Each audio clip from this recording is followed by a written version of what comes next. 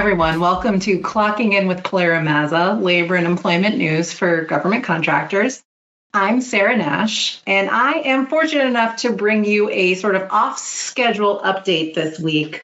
The reason that I'm coming to you sort of off of our typical normal weekly updates is because there was a confluence of event last week that we really wanted to make sure that people had as much information as we could provide about upcoming I-9 changes. And if you have been following our podcast at home, you might have noticed that last week we released a podcast about the I-9 documentation requirements that apply to employees who are onboarded during the COVID pandemic.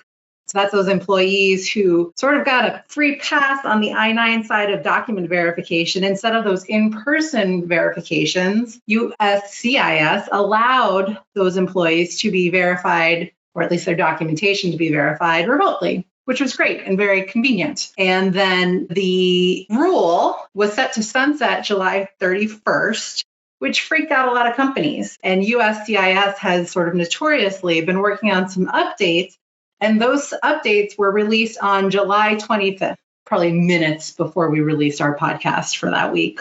So I wanted to reach out to you to let you know about some new exceptions that you might be eligible for that would allow you sort of on two fronts to really cut down on the inconvenience of in-person I-9s.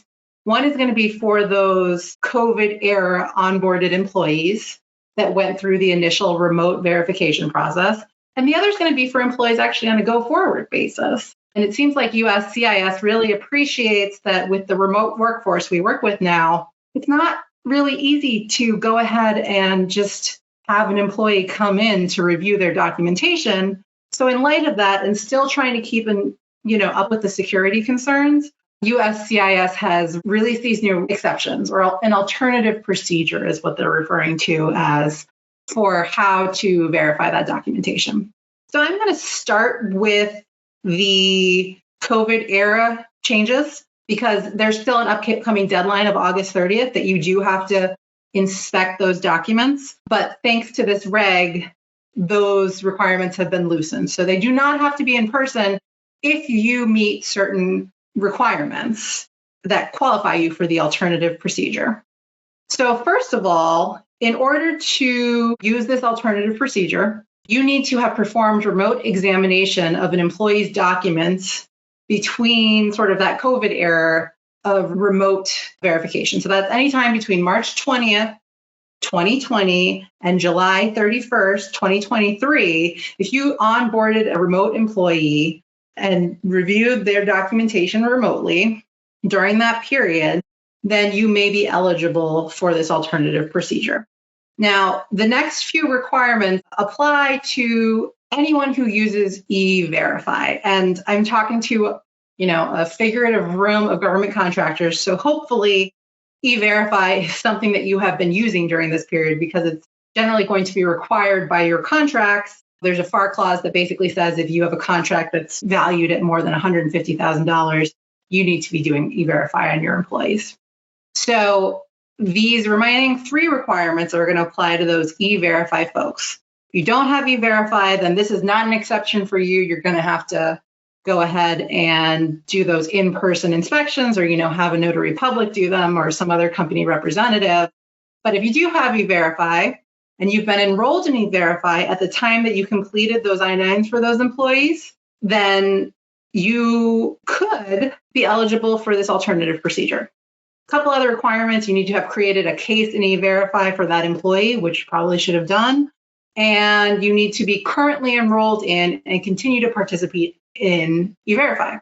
Assuming that you meet those requirements, then USCIS has determined that you do not have to conduct in-person sort of inspections of those documents anymore. As of August 1, you are permitted to conduct live video reviews of that documentation. Again, we're talking about those employees who were onboarded remotely during COVID, who submitted their I-9 information via a remote sort of video conference.